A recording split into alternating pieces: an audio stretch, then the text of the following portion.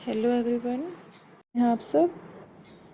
आज का हमारा टॉपिक रहेगा यायावर साम्राज्य।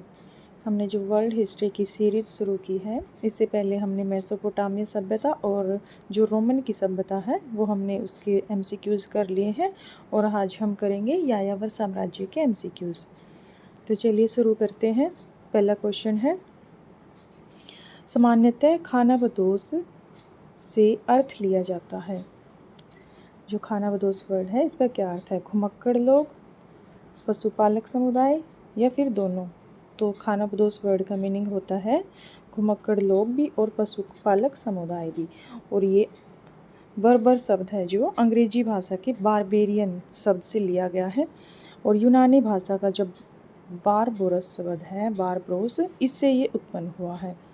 जो ये यायावर लोग थे ये बर्बर आवाज़ें निकालते थे, तो इस वजह से इनको बर्बर जाति ये नाम दिया गया है। विश्व के प्रमुख खानाबदोश साम्राज्यों में शामिल था। हुणों का साम्राज्य, मंगोलों का साम्राज्य या फिर दोनों। तो ये दोनों ही थे, खानाबदोश साम्राज्यों में शामिल थे, हुण भी और मंगोल भी। 13वीं-14वीं शताब्दी में स्थापित विश्व का सबसे महत्वपूर्ण खानाबदोश साम्राज्य है। तो सबसे जो फेमस था वो था मंगोल। नेक्स्ट क्वेश्चन है, मंगोलों का राज्य एशिया व यूरोप अक्षेत्रों में होने के कारण सामान्यतः इतिहासकार इनके अक्षेत्र के लिए शब्द प्रयोग करते हैं।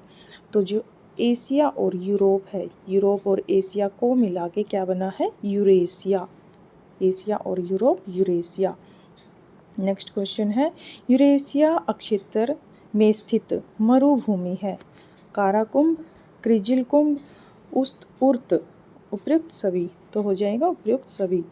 काराकुंभ, उस्त-उर्त और क्रिजिल कुंभ ये क्या है? यूरेशिया क्षेत्र में स्थित मरुभूमि को कहते हैं। किस देश के इतिहासकारों ने मंगोलों की जीवन शैली व साम्राज्य के संदर्भ में खोज प्रारंभ की? तो ये रूस ने की थी और 18वीं से 19वीं शताब्दी में ये शुरू की थी। नेक्स्ट क्वेश्चन है, मार्को पोलो का वृत्तांत इटली भाषा के अतिरिक्त किस भाषा में है? जो मार्को पोलो यात्री है इसने चाइना की यात्रा इसकी मंगोल साम्राज्य की यात्रा की थी, तो इसने इसका इतिहास लिखा है। तो इटली भाषा के अतिरिक्त किस भाषा में है? तो ये लैटिन भाषा में है, 2 भाषाओं में लिखा है इसने। नेक्स्ट क्वेश्चन है, मंगोलों के जीवन में कठोरता और खानाबदोश तत्वों के पीछे सार्वजनिक महत्वपूर्ण कारक हैं।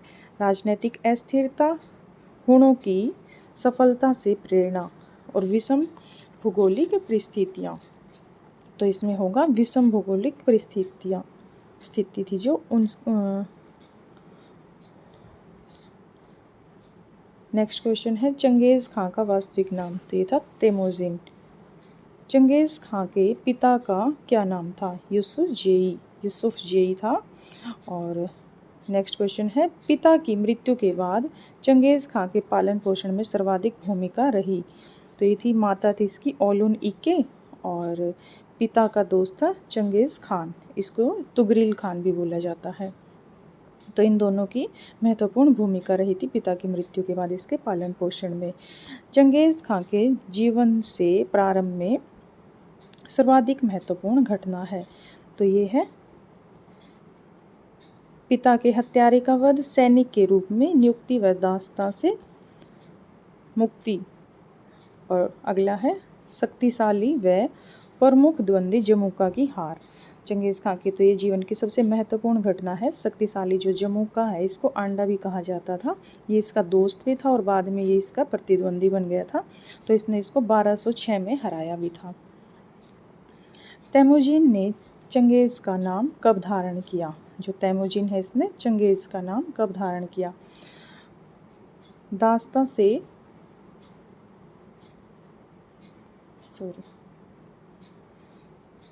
से मुक्ति के समय 1183 में, पिता के हत्यारे के वध के बाद 1203 में प्रबल प्रतिद्वंदी जमुका पर विजय के बाद 1206 में और मंगोलों द्वारा अपने नेता मानने पर। तो इसने जब 1206 में जो इसका प्रतिद्वंदी जमुका था उसको हराने के बाद इसने चंगेज़ का नाम धारण किया था। चंगेज़ खान से पहले मंगोलों की सर्वाधिक लोकप्रिय उपाधि थी, तो ये थी खानों का खान। चंगेज़ खान से पहले चंगेज़ खान 1206 में मंगोलिया का शासक बनने से पहले मंगोलिया के किस वंश का राज्य था?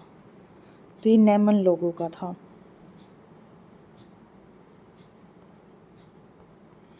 चंगेज़ खान ने चीन की दीवार पर अधिकार कर उसे कब तोड़ा?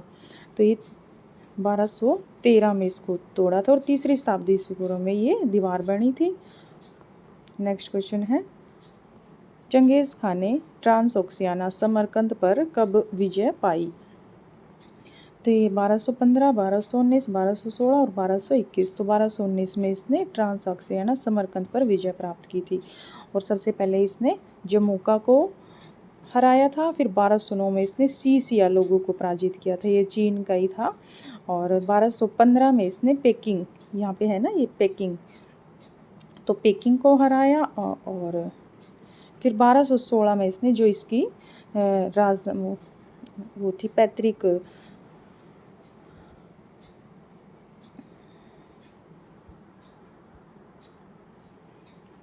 पैतृक भूमि थी जो इसकी मंगोलिया, वहाँ पे ये वापस चला गया था पेकिंग पर ये इसके बाद युद्ध के बाद। और फिर 1218 में कराखिता को हराया इसने और फिर 1220 में इसने निशापुर को नष्ट किया था।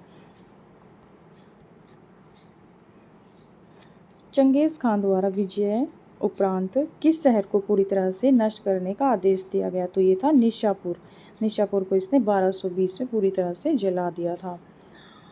चंगेज़ खान के द्वारा शहरों के विनाश का वर्णन किस लेखक द्वारा किया गया है?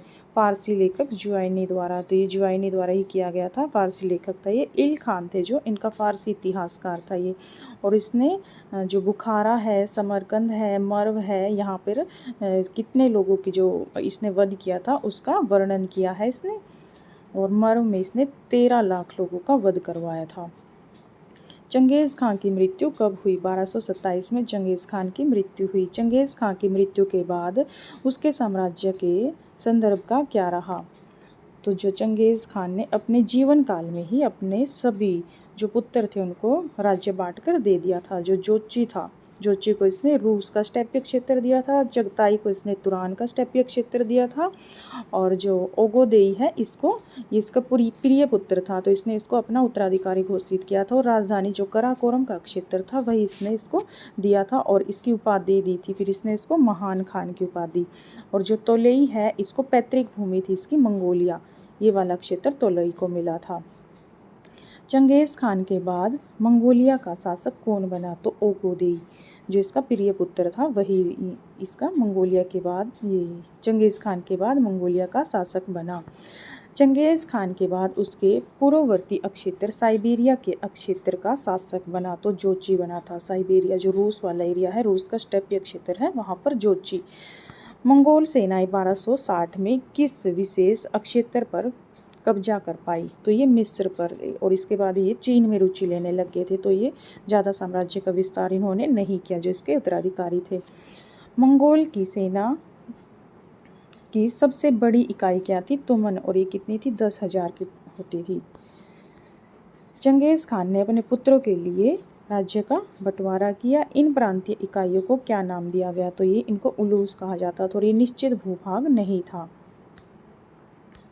नेक्स्ट क्वेश्चन है, मंगोल शासक अपने महत्वपूर्ण निर्णय किसकी सलाह से लेते थे? तो ये कुरिलताई सभा थी। इसमें लूट के सामान की अभियान भी जो भी वो करते थे उनके बारे में निर्णय लेते थे। भविष्य के जो भी निर्णय होते थे और जो उत्तराधिकार संबंधी निर्णय होते थे ये सारे के सारे कुरिलताई सभा द्वारा लिए जाते थे। मंगोल राज्य में यम नामक संस्था का नाम था, यम या याम भी बोलते हैं इसको। तो ये शासकों के आदेशों और संदेशों को भेजना व लाना, और इसको हरकारा पद्धति भी कहा जाता था। जो हरकारा पद्धति थी वो भी कहा जाता था। और इसमें क्या होता था, स्वस्थ बलवान घोड़े और घुड़सवार संदेशवाहक होते थे। और जो इसके लिए जो इस साम्राज्य के लोग थे यायावर के, इसके ये पशु का अपना 10वां हिस्सा प्रदान करते थे। नेक्स्ट क्वेश्चन है 13वीं शताब्दी के अंतिम वर्षों में किस नेता को क्रिस्को व शहरों का संरक्षक कहा गया? तो ये कुबलई खान को, ये तोलई का वंशज था, कुबलई खान था जो। मंगोलिया में चंगेज खान को किस रूप में स्वीकारा जाता है? मंगोल का नायक, राष्ट्र निर्माता और खानों का खान। यासा का स्रोत था, यासा थी जो इसका स्रोत था। चंगेज के आदेश, मंगोल द्वारा लिए गए निर्णय और उइफरों की प्रशासन संबंधी सलाह, ये क्या था? इसके कानून संबंधी जो था वो था ये। नेक्स्ट क्वेश्चन है चंगेज के बाद कौन सा मंगोल सर्वाधिक प्रसिद्ध हुआ? तो ये तैमूर लंग हुआ था और इसने गुरगेन और शाही दामाद की उपाधि धारण की थी। और ये चंगेज खां है, इसी के कुल की एक राजकुमारी से इसने शादी करके शाही दामाद की उपाधि धारण की थी। तैमूर लंग ने भारत पर आक्रमण कब किया? तो 1398 में नासिरुद्दीन महमूद के समय इसने भारत पर आक्रमण किया था और 1370 में इसने अपना अभियान शुरू किए थे। चंगेज खां व तैमूर दोनों का कौन सा वंशज भारत पर आक्रमण कर अपना राज्य स्थापित करता है? तो ये बाबर करता है। मार्को पोलो किस देश का निवासी था? तो मार्को पोलो इटली का निवासी था। मंगोलों के बाद किसने अधिकार कर अपना वंश स्थापित किया? तो चीन के मांचू शासकों ने किया था, मंगोलों के बाद अपना वंश स्थापित किया था। दक्षिण पश्चिमी एशिया मंगोलों के हाथ से कब निकला? तो जो दक्षिण पश्चिमी एशिया है 1355 में मंगोलों के हाथों से निकल गया था। यूरोप के व्यापारी मंगोलों से मुख्यतः लेते थे, तो ये बारूद लेते थे इनसे। मुगल परिवारों में आज भी चंगेज को किस नाम से जाना जाता है? तो ग्रेट खान, महान खान के नाम से जाना जाता है इसको। बीजिंग किस मंगोल साम्राज्य की राजधानी बनी? तो ये कुबलई राज्य था, उसकी राजधानी बनी थी कुबलई की। और नेक्स्ट क्वेश्चन है मंगोल का पश्चिम यूरोप में स्थापित राज्य था? तो ये गोल्डन हार्ड का। और ये किसको मिला था?